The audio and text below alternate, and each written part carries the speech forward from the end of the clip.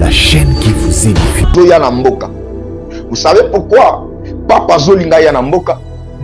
Nous sommes déjà na porte pour que Congo azokine na temps ya prophétie à promesse. Maintenant na monde à ténèbres le Seigneur a memingaï na salaki na désert. Il n'y avait pas d'eau, il n'y avait rien. Mais na désert on a mona ke salaki na batonti ya pamba ba eplantaki. Ba bitamba salaki na désert baziki batamikuse. Maintenant bonne ko bina mabina ya marque ya bamboka ba oteli ba misiko salaka balataka babale bazobina na mboka na fête salaki. Maintenant tango ngana komi na zomo na fête wana zobina na tuni mutu amemaki nganga. Mais pourquoi batono se baza taille moko bazobina tout ça ibisinga? Oui, c'est normal parce que bazobina roi bango aza na kati ya tante chose mona wana ba garde ko batelema na ba flèche na bango abizela bazobimisa ye parce que yende bazoko adorer batamikosi wana. Je vis na moni pape abimi na kati ya ndako wana bala moko bafukami babandi ko adorer bango nyonso bayebisenga. Oui, omoni mutu omoni wana mboko ozobona au désert eza mboka na bino nde bozolinga bokomisa yango. Arrivé ya mutu oyo mpona bino bozomona yango gloire parce que nyati bazomemela bino guerre sur le plan économique bozalaka nango.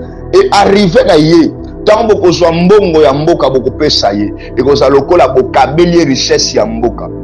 Bazosala nyonso mpo bakombattre arrivé ya wa koya na ye na mboka oyo ntango konyata mabele notre terre ekoyeba kozwa punition sur ya makasi parce que les esprits de nos ancêtres eza déjà kosilika à cause ya makila oyo bakonzi mingi batangisa basoda makambo ebele bacriminel ebele batangisa ya bainnocent depuis bakoko na biso. Maintenant les esprits ya bahéros wana ezalaka na kanda. Maintenant tolingi susu totire une malédiction plus dans cette terre. C'est pour cela que nzambe abisenga bitala malamu. Quand je vis papa bimaki na kati ya ndako wana batrans bafukami namoni babandi batie na bachipoyi babandi kotambusa ye bazotambusa ye bato nyonso bazolandi ya kofukama. E na komona akendaki na tente moko ya suka na tente ya biso bazalaki enchaîné na bachaîne bakanga bango bachaîne directement bato wana bachaîne batelema esika bazalaki bakomi kolanda groupe ya bato wana na nsima bango bazalaki bato ya nsima. On me dit ceci alobi omoni nde bosa bongo vous banoir précisément bacongolais bozoluka toujours bozala baesclave nde bato ya suka bauti kofungola wana parce que bino na monde spirituel beaucoup d'entre vous qui croient que vous êtes des croyants, des chrétiens, or vous êtes les esclaves. Il y a l'église catholique. Et quand j'ai entendu les paroles, je dis nous sommes les esclaves de l'église catholique, comme on dit. Oui, parce que vous se soumettre à l'ordre catholique. Il y a un moment votre spiritualité est ça au-delà, il y a l'église catholique. Mais pourquoi vous se soumettre? Il y a un commis pauvre spirituellement. Il y a un message au peuple. Bon se mobiliser spirituellement, bon prier, bon empêcher arriver à pape na mboka na bino. Ceux qui vous en aposa que makambo et salama ya malonga boyeba ko empêcher arriver na ye parce que terre na bino ko ma souiller encore davantage. Bien tant na yo ki bando pesanga makambo na bando trembler. Na biso mutamema kingai na lieu ya désert na bizong sanga place na gabino na necessité na collation lokomoko. Bien mais tangu to bandiko kende na zomo na ngana zola na simana mutu azalaki na ngai na moni bazo sala marche. Tangu bazo sala marche na bato bazaki ba esclaves enchaînés par des chaînes to zo kende ngana zo tala bango na sima. Bien mais to comme esclaves zaki fleuve. Bafungoli bango bandiko baptiser bango. Mais ceux qui va baptiser na zomo na signe moko ezobima na kati ya elongi na bango. Signe na ezobima liseke moko zobima na katikati ya front a elongi na biso liseke na soki bimi ezalaka mukie liseke moko soki bapesi yo bate bafongolo na chaîne bapesi yo bate liseke bimi sikonga na zokama po mais liseke na biwi eza elembo bazotia bango ke bazali ba descendants. La chaîne qui vous édifie.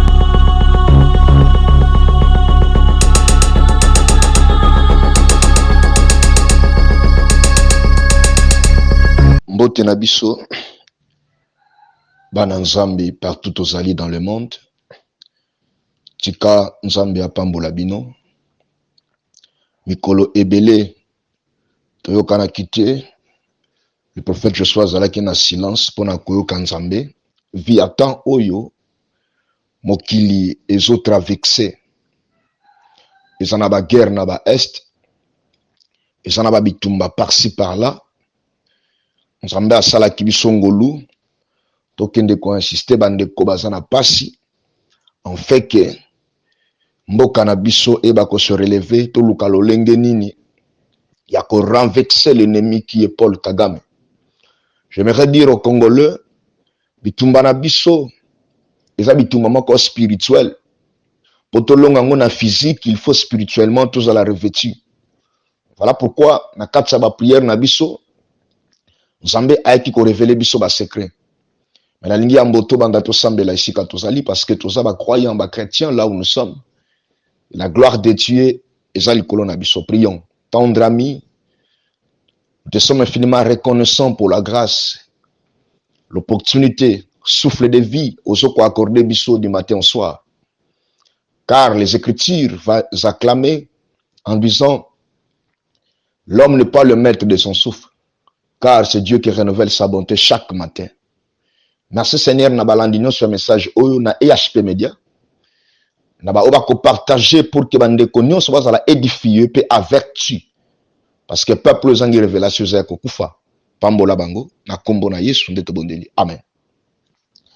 Bien-aimés dans le Seigneur, c'est toujours votre humble serviteur Oboyebi qui vient pour annoncer l'insidie et le mystère caché de l'Éternel. La lingi n'a révélé yo secret moko concernant la spiritualité et concernant l'arrivée ya pape na mboka Congo. Le Seigneur alobeli ngai biloko o mibale landa malamu tamususu na kopé sango na ba édition ebele. La lingi na fongola yo parenthèse moko ali bosso. On comprendre pourquoi pape alingi anyata Congo. Et puis na deuxième point ya spiritualité ya mboka na biso na kolobela sir o esangulu batu baliaka ngulu. Biloko mibale na lingi olanda bien de ko partager. Landa message otu na suka parce que ça très profond pour na biso batu oyo to sambela katoluka ka Nzambe. Pour na biso ba oyo to se présenter ka liboso, il y a le Saint-Esprit pour na koyokai. Je t'ai visité la nuit, na butu ya lelo pendant que nazo solano na tongo awa na mboka na air na biso ya Kinshasa. Toza 7 heures. Na lingi message oyo et comment partout tozali parce que lelo tozali na temps oyo Nzambe apesi biso ya ko vivre. Toyebaka keza na temps oyo tokoleka. Mais avant toleka mutu nyonso faut accomplir mission na ye na mokili. Bede mais soki totangi na Apocalypse 13. Le premier verset Zokita, on peut remarquer que puis je vis monter de la mer une bête qui avait 10 cornes et 7 têtes, et sur ces cornes 10 diadèmes, et sur ces têtes des noms de blasphème. Le verset 2. La tête que je vis était semblable à un léopard, et ce pieu était comme ses dénux, et sa gueule comme une gueule de lion. Les dragons lui donnant sa puissance, et son trône est une grande autorité. Et je vis l'une de ses têtes comme blessée à mort, mais sa blessure mortelle fut guérie et toute la terre était dans l'admiration derrière la bête. Le verset 4. Et il adorant les dragons parce qu'il y avait donné l'autorité à la bête. Et il adorait la bête en disant, qui est semblable à la bête et qui peut combattre contre elle? 5 à l'obiboy. Et il fit donner une bouche qui préféra des paroles arrogantes et de blasphème. Et il lui fit donner le pouvoir d'agir pendant 42 mois. Et elle ouvrit sa bouche pour faire les blasphèmes contre Dieu, pour blasphémer son nom et son tabernacle, et ceux qui habitent dans le ciel. Bien aimé, on continue à ngoke nango tiba côté à 10 Pour bien comprendre lecture Nabiso. Ici, on nous parle la bête et les dragons. Suis-moi attentivement. Nalobaki dans ce révélation, il y a biloko mibale entre Batubalia Kangulu. Batubalia Kangulu, na arrivé, il y a pape Namboka Nabiso Awa. Pape François, pourquoi Zolinga Anyata Mboka ya Congo? Bien aimé, à chaque fois, je vous annonce l'arrivée d'un roi. Celui qui pètera ce pays avec une verge de fer, c'est-à-dire une autorité très élevée. Maintenant, il faut maintenant que la bête aussi se lève. Parce que l'arrivée de tout le roi, il faut un Goliath tellement pour insulter l'armée. Il faut un Goliath avancé pour empêcher un David ne soit pas intronisé ou établi au trône. Voilà pourquoi j'aimerais dire à quelqu'un qui écoute cette parole. Motonoso oyo asa conduit, azwaka rêve. Motonoso oyo asantaka don moko kati na ye spirituel. Na ye ko interdire yo. Je voyais dans ma vision quoi. Na monaki nazo sala marche, je prêchais la bonne nouvelle. Mais na moni makolo nanga ekomi ndambo. Quand je voyais mes pieds la kindambo, oh, nazomi tuna comment na ko sala marche oyo parce que mes pieds eza su ndenge za te. Et j'entendis la voix qui me dit, regarde bien pourquoi ma connaît comme ndambo. Bien aimé, na moni ngulu azolianga banana misapi ti na makolo. Na moni ngulu azolianga, je me suis dit, oh, mais comment ngulu azolianga makolo boye? Babi oui. Makolo eza départ na yo. Ngulu moni wana c'est quelqu'un qui va combattre des parts spirituelles na yo pour ne pas faire la volonté de Dieu et pour ne pas arriver na point oyo mission na yo sengaki. Voilà pourquoi à chaque fois quand vous mangez ngulu bino nyoso ezalaka eloko kombataka spiritualité na bino. Yango monike même na ba domaine de vision, na ba domaine de révélation, na domaine de prophétie, yebisa bana nzambe ezali interdit na batu oyo ba exercer spiritualité ngulu ezanya mabe. Na yoko comprendre pourquoi Jésus azwaki milimo mabe akwa kaka na bangulu. Bien aimé, tant on a moni yango na yo qui passe na mutema. Je veux tu compris que beaucoup de chrétiens to so sambela makambo na biso eza compliqué ba ndoto na biso zo ko samate deux fois to liaka viande de porte. Eza biloko moko boye ba biloko yo satana aikiliza kamingi. Moto nyoso aliaka ngulu na zo bisayo, il faut ko tika partager message oyo na bayibalingaka molimo, bayibalingaka makabwa molimo. Yebisa bana nzambe ezali nyama mabe. Je le vis dans ma vision. Comme na makolo nanga ekatani, le Seigneur me dit ezali nyama oyo biso bana nzambe to liate ba oyo toza conduit na spiritualité. Je parle tous les religions, pas seulement les chrétiens, na église nyonso oyo bosalela ka molimo. Na yoko pekisa bino bolia susu ngulu te eza nyama mabe ezo pekisa batu ba avancer sur le plan spirituel. Voilà le message que le Seigneur m'a dit au premier message concernant Yangoulou. Deuxième message arrivé, il y a Pape Fongola Matoy. On vient nous parler ici dans le livre Apocalypse 13. Balobi, bête oyo, azoye bakomata, na biloko misatu, po a blasphémer. Ba pesier pouvoir et pas dragon. Po ayako dominer. Bien aimé, na lingina bisayo. Mokili mobimba Congo plutôt nyoso ezo se mobiliser pona koyamba pape oyo. Pape obalobi ki azoya na mboka. Vous savez pourquoi pape azolinga ya na mboka? Nous sommes déjà na porte pour que Congo azokene na temps ya prophétie ya promesse. Maintenant na monde ténèbres le Seigneur a memingai na zalaki na désert. Il y avait pas d'eau, il y avait rien. Mais na désert on a mona kezalaki na ba tente ya pamba ba eplantaki. Ba bitamba zalaki na désert baziki batamikuse. Maintenant bonne ko bina mabina ya marque ya bamboka ba oteli ba musique ezalaka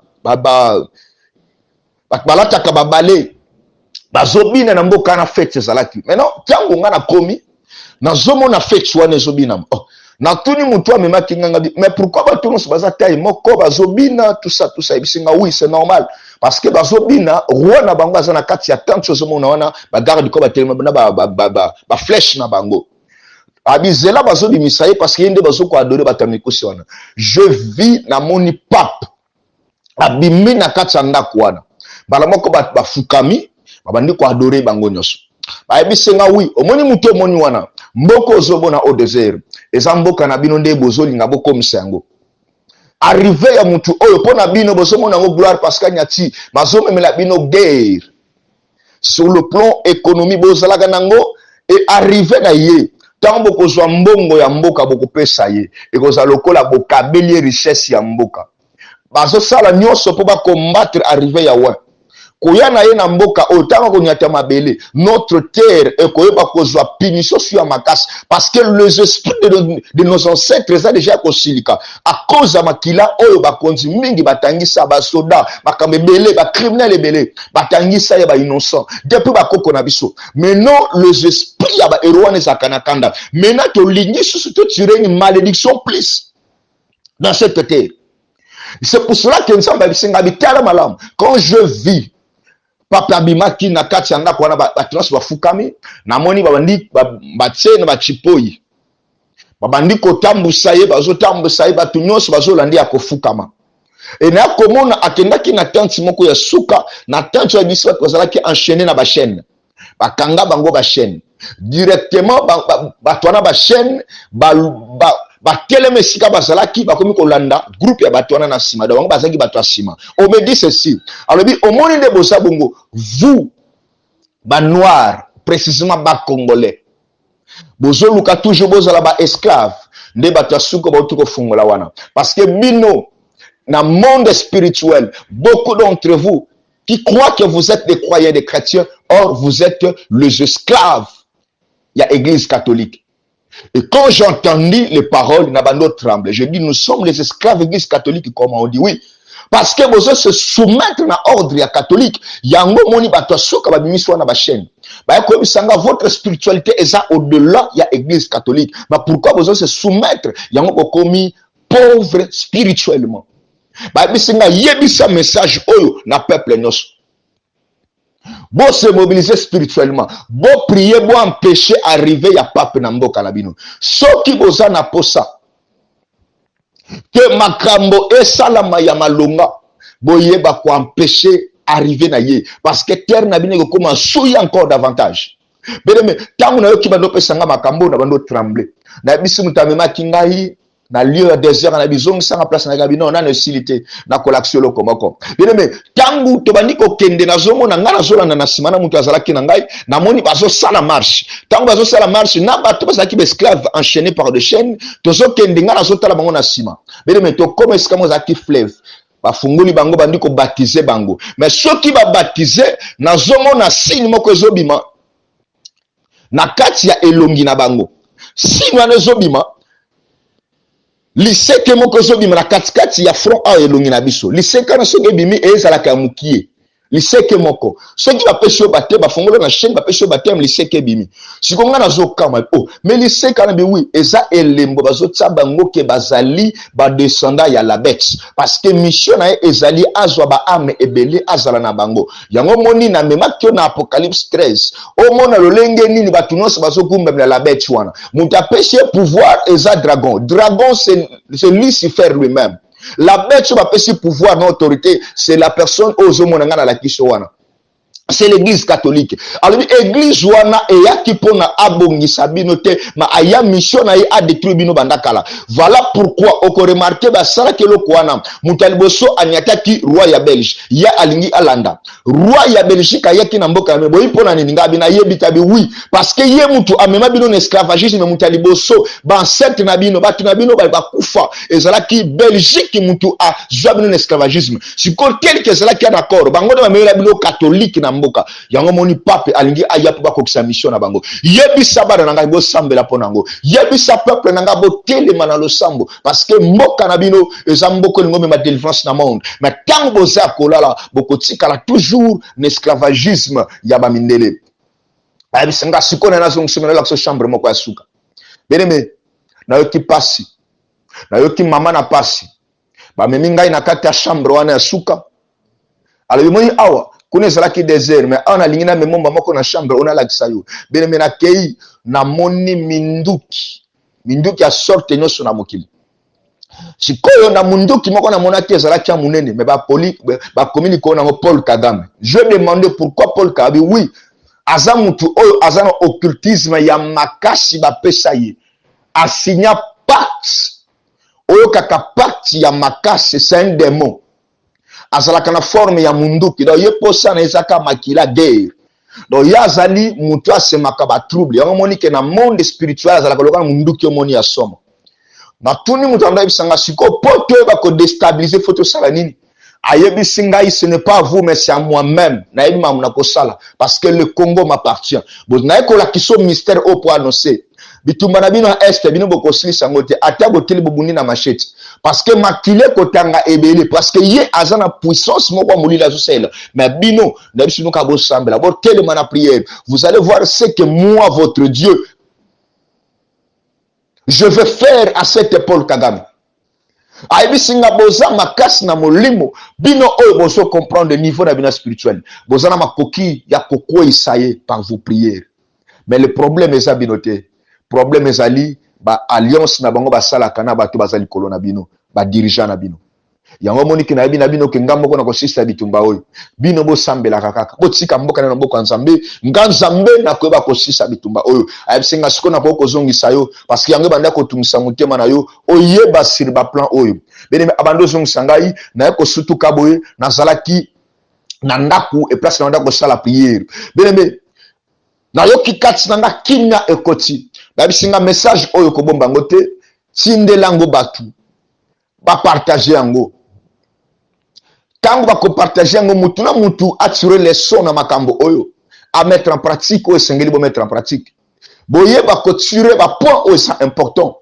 c'est pour vous yebisa peuple na ngai na lingi bino mingi na zana bino kino na suka tango bolemba te botelema toujours na prière en fait que makambo na lakana Congo ekokisama bien aimé na eko profiter na biso ndeko congolais tolala ki pongi mingi silence ya prophète Josué na kati ya internet ce n'était pas parce que tozanga ki message tomona un peu de désordre kota ki makasi yango le Seigneur tango insiste na pesa message oyo bien aimé ezana pas tube on a coupé ça pourquoi corne oyo banda ko bima bato wana na mutu na ko expliquer yango na émission koya parce que le Seigneur a ebisinga iba détail nyoso na ya corne wana il m'a expliqué tanga zongisingai na bandiko mituna maintenant le Saint-Esprit dit expliquer ozon tout ça pour na corne wana tale linko lo baboy na ko expliquer ngo mais partager message oyo première partie oyo pa bandeko nyoso beleme longwa ko sala esclave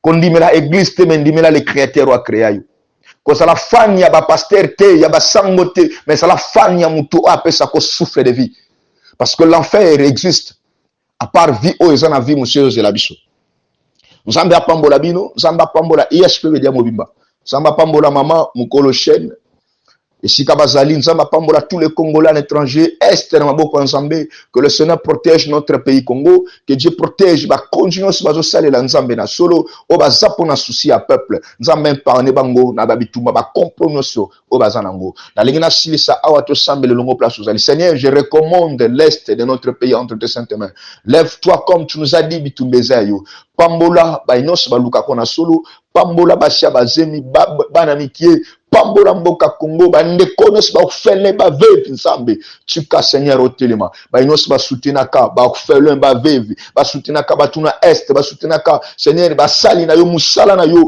pambola bandako na bango ekawukate pambola ba inos ba partageaka émission oyo pona ko édifier peuple na yo wana lokumu ekotika la yo dans le nom de Jésus-Christ. Pambola ba nyoso ba salaka na EHP Media bandeko Brice bandeko Nata bango nyoso ba pambolama Zambe ya miracle tika okumisama pona ba révélation dans le nom de Jésus-Christ le tobondeli. Amen.